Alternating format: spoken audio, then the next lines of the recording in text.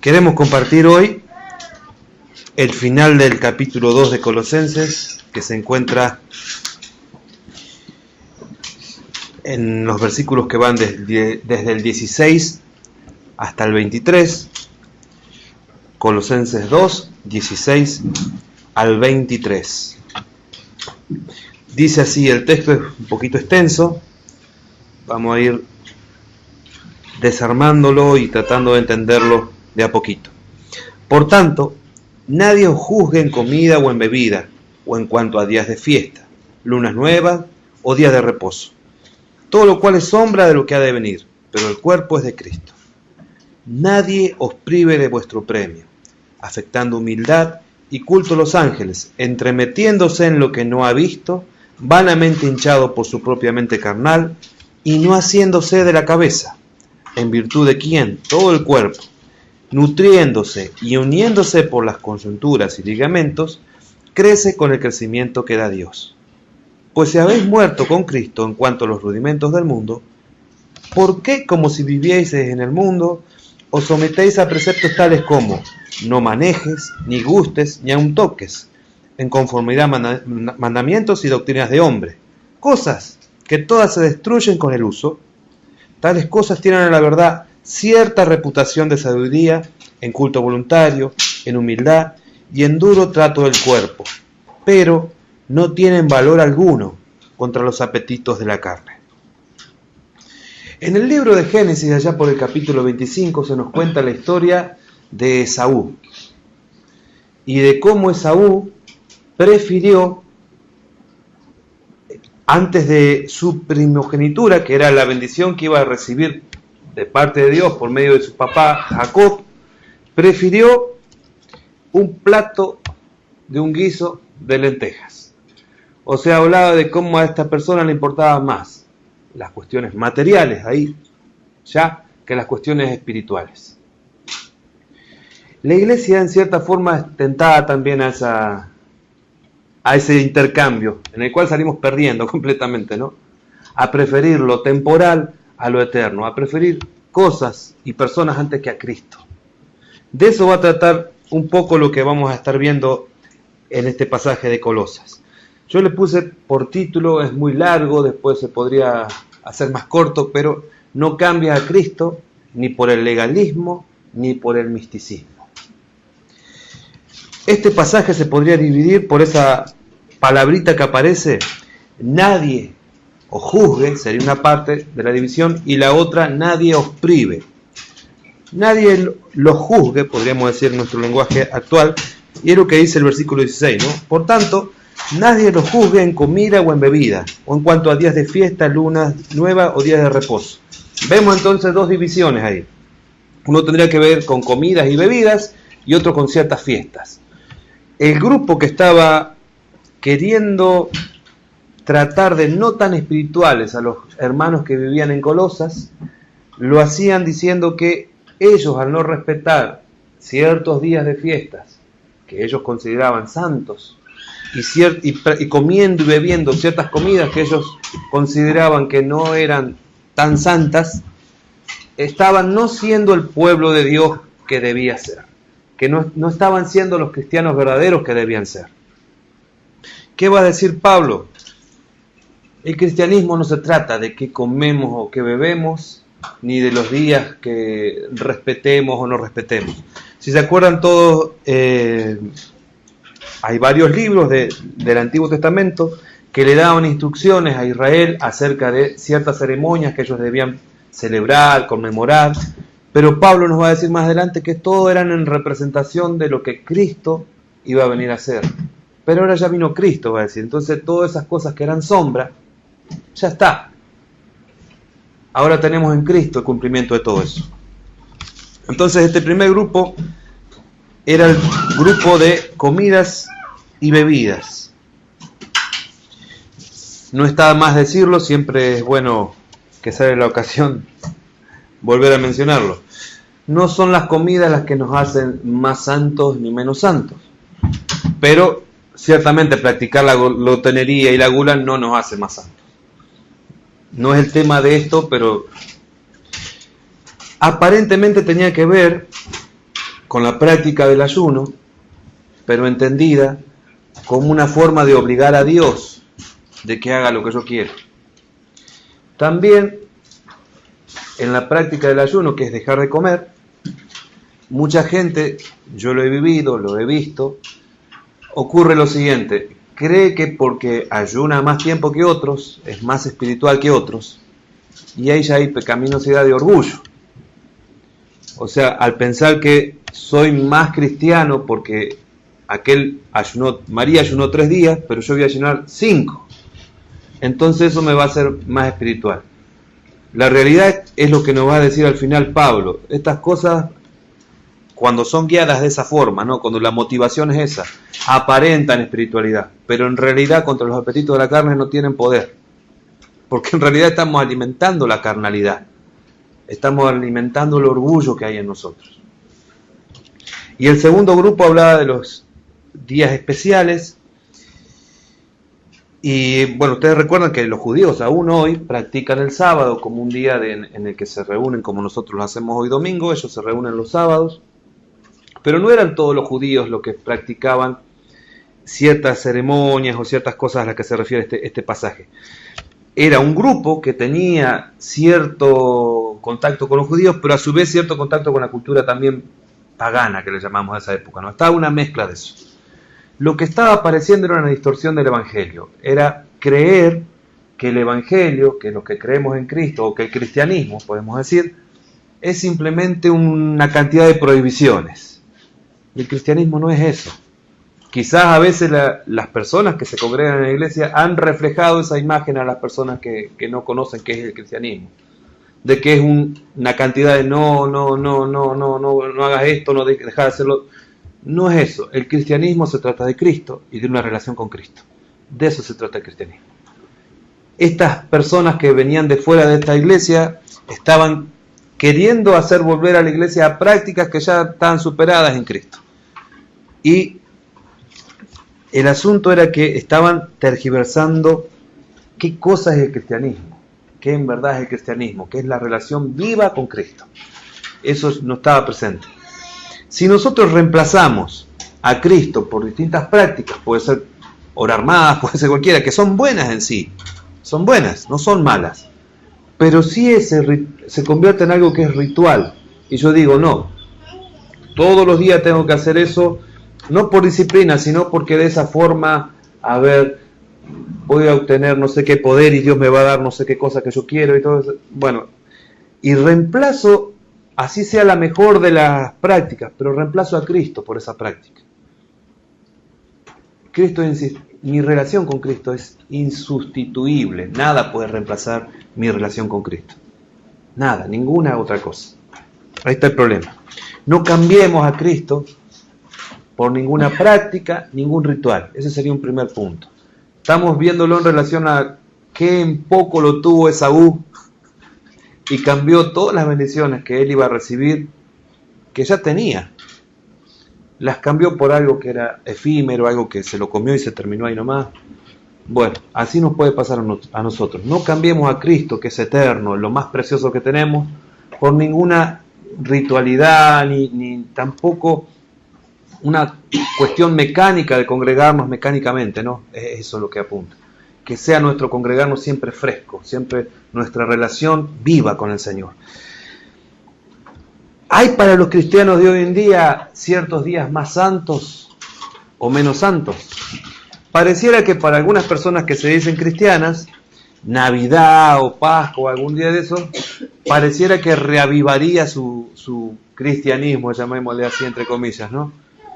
Y en realidad ser cristiano, ¿en qué día es para ser cristiano? ¿Hay algún día especial para todos nuestros días? 365 días de toda nuestra vida es para ser cristiano.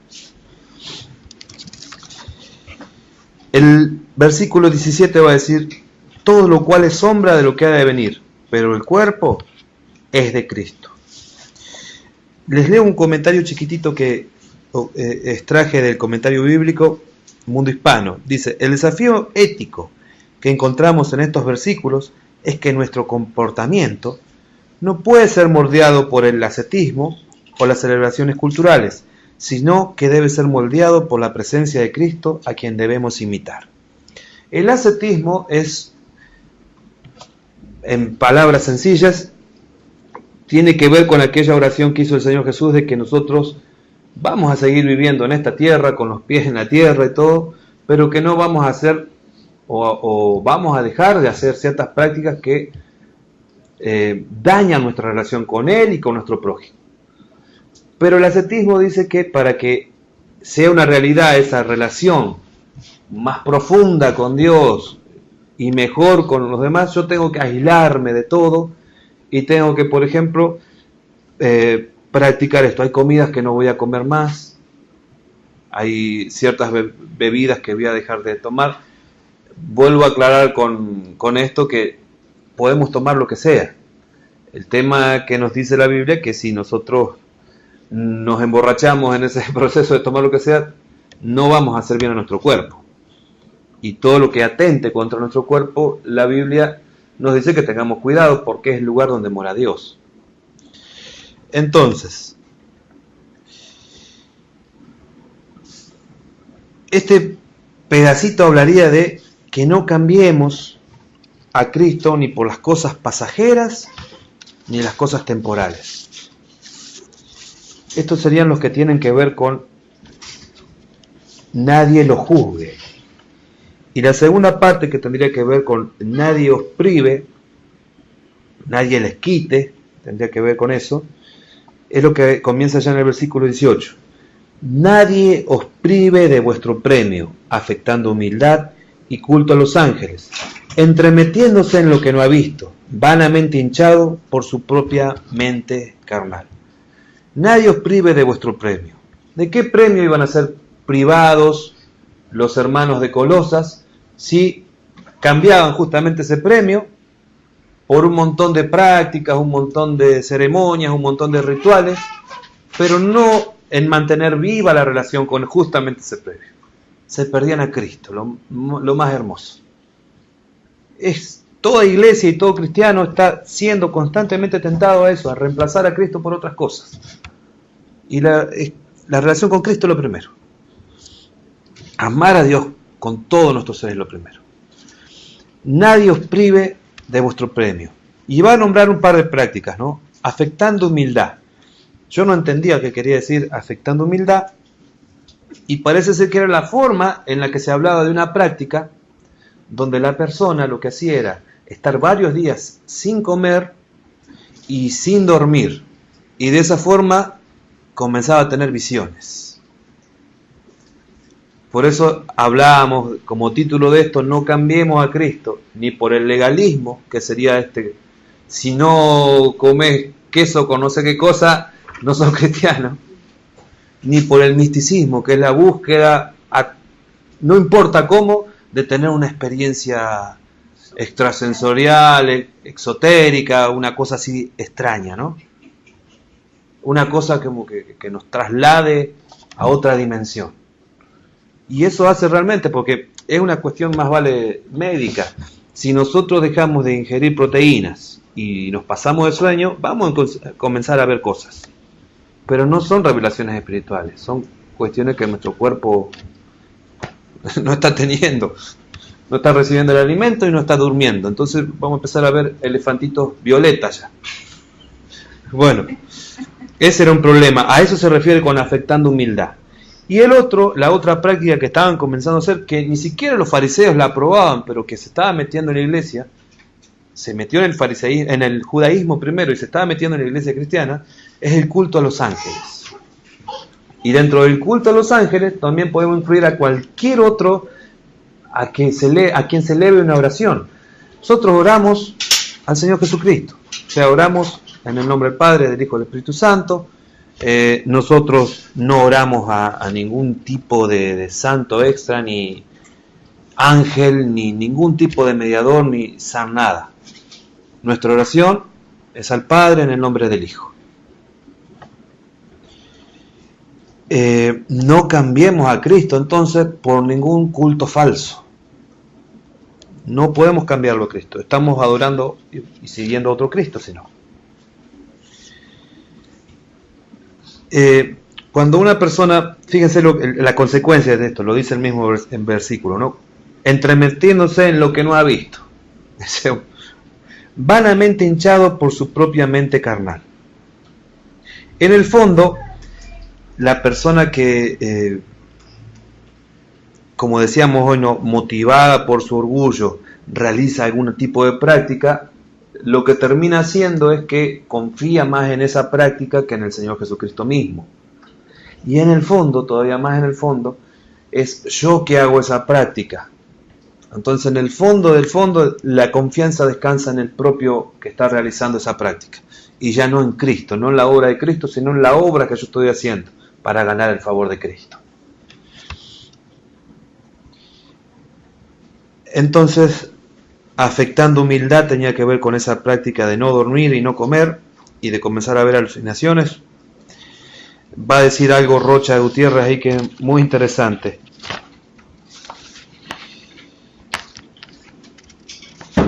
Bueno, lo cito porque no me acuerdo dónde lo puse ahora en este momento.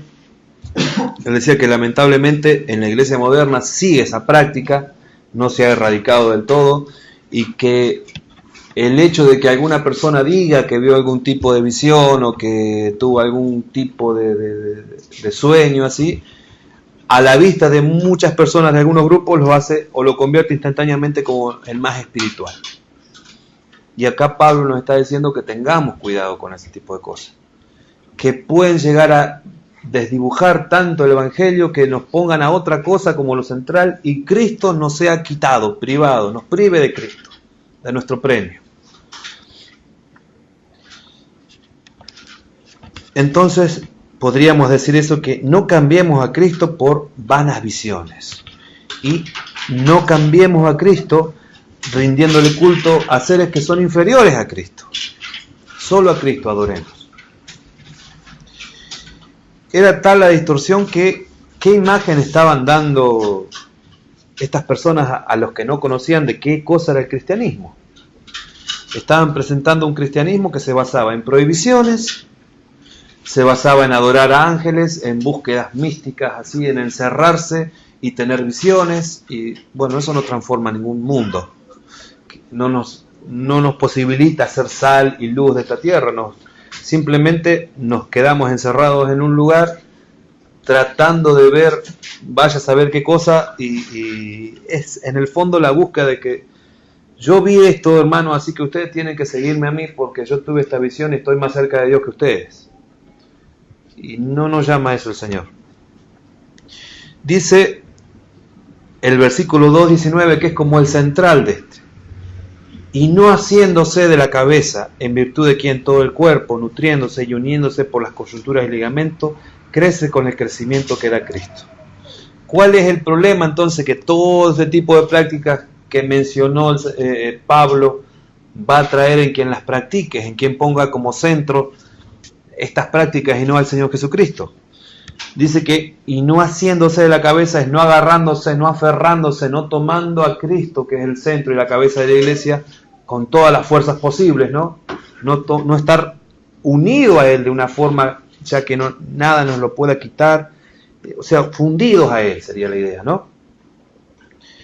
Y va a hablar de que esta cabeza, el Señor Jesucristo, es en virtud de quien todo el cuerpo, es decir, toda la iglesia, es nutrida, alimentada y unida va a ser una metáfora con el cuerpo, ¿no? Coyunturas y ligamentos, aquello que se extiende, aquello que le da movimiento a todo el cuerpo. Pero la unidad la provee Cristo, el crecimiento lo provee Cristo, crece con el crecimiento que da Dios. Ahora, aquel que está privado de Cristo, ¿cómo crece? Aquel que puso otras prácticas antes de Cristo, ¿cómo crece? Si no es desde Cristo que está relacionándose con el Padre. Si es como aquella metáfora que usa el Señor también en la parábola o la ilustración de la vid, yo soy la vid verdadera, yo soy esa planta de uva en la cual ustedes fueron injertados y ahora, por haber sido injertados, reciben el alimento de la planta y están vivos. ¿Cómo es que esos que todavía están lejos de la vid, que todavía no fueron injertados porque no tienen una relación con Cristo, ¿Cómo nutren su vida? ¿Cómo crecen? No hay forma. Entonces alguien puede estar dentro de la iglesia creyendo que es parte de la vid, parte de Cristo, y en realidad no estar creciendo como debiera estar creciendo. Acá dice que la única forma en la que crecemos con el crecimiento que da Dios, de que seamos nutridos y que estemos unidos unos con otros en el cuerpo, que es la iglesia, es estar firmemente tomados de la cabeza que es Cristo. Porque el cristianismo se trata de Cristo. Y sin relación con el Señor Jesucristo, no hay relación con el Padre, no hay relación ninguna. Nosotros somos cristianos por el hecho de Cristo, porque por la persona de Cristo, por la obra de Cristo, porque no había otra posibilidad para nosotros de alcanzar una nueva forma de vida si no es por medio del Señor Jesucristo. El único camino que la Biblia enseña que hay para llegar al Padre es a través del Señor Jesucristo. Hay algo interesante que dice un hermano llamado Orlando Costas de este pasaje. Él ve que la iglesia está llamada a desarrollar espiritualidad, fidelidad y pertinencia. Y tiene que ver con esto. La espiritualidad es la motivación que surge de la relación con el Espíritu Santo. La fidelidad es la dependencia al texto bíblico, pero en acción, haciéndolo. Y la pertinencia es el llamado que tenemos irrenunciable a ser luz y sal de la tierra. Hermanos, no cambiemos a Cristo por nada, porque no hay nada mejor ni superior al Señor Jesucristo. Así como estas personas estaban presentando otro evangelio, ¿cómo presentamos el evangelio con nuestra vida? ¿Qué ven aquellos que no conocen a Cristo del evangelio a través de nuestras vidas? ¿De qué manera somos? Vieron como cuando va uno a un restaurante y ve el menú, ¿no? De lo que hay. De esto se trata la comida de este lugar. Bueno, cuando nos ven así a nosotros como un menú, como una carta leída, va a decir otro pasaje, ¿no? ¿Qué ven del cristianismo? ¿De qué se trata el cristianismo? Según como nosotros lo reflejamos. Un conjunto de prohibiciones, un conjunto de dejar de hacer esto, dejar de hacer lo otro, pero en realidad ser tan maldiciente, tan egoísta, tan orgulloso, tan mentiroso, tan malo como antes. Simplemente cambio lo externo y dejo de tomar tal cosa, de comer tal cosa, de ir a tal lugar, pero lo otro no cambió de fondo. Entonces eso no es cristianismo. El evangelio de verdad transforma a la persona. Y si tiene que tomar algo, lo toma hasta donde debe tomarlo, no se excede tampoco, pero no le está prohibido eso, tomar lo que sea. Tampoco comer, pero se cuida en el sentido de que debe cuidar su cuerpo, porque es el lugar donde mora Dios, pero no por un legalismo de que eso lo va a hacer más santo o menos santo. Lo que sí hay en la vida de todo cristiano es un crecimiento de cada vez más parecerse a Cristo. Amor, paz, mansedumbre, paciencia, todas esas cosas y un montón más, ¿no? Gozo.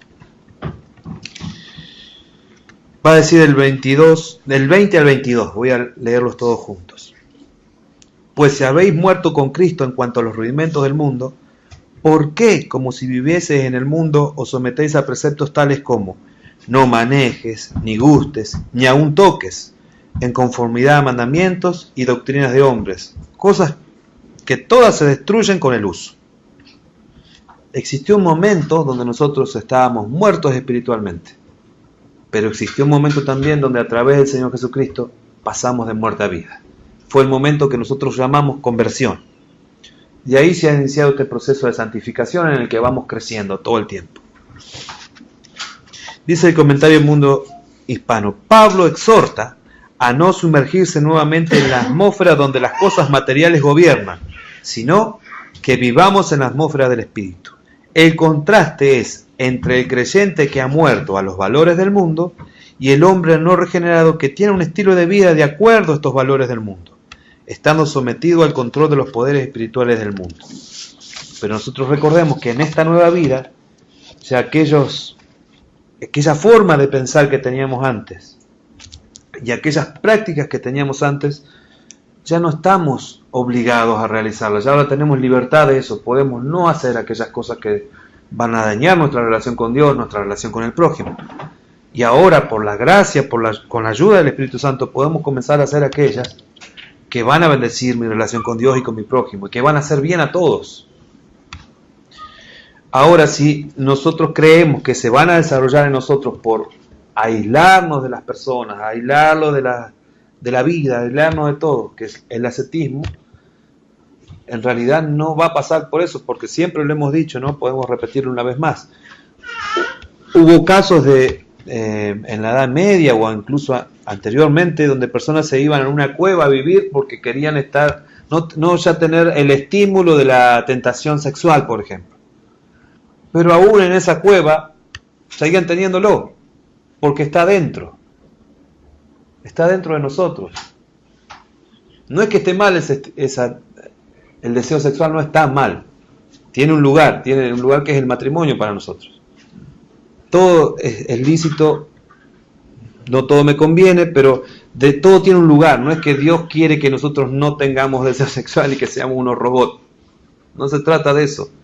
Ni que tampoco disfrutemos de la comida, ni de la bebida. No se trata de eso. Sí quiere, que para eso nos lo dio, a todos nuestros sentidos, para que los vivamos, disfrutemos todo eso, pero en el lugar que corresponde, en el momento que corresponde incluso.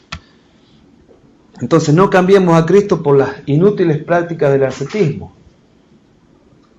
El ascetismo es, dejemos de hacer todo eso entonces, porque es todo pecado.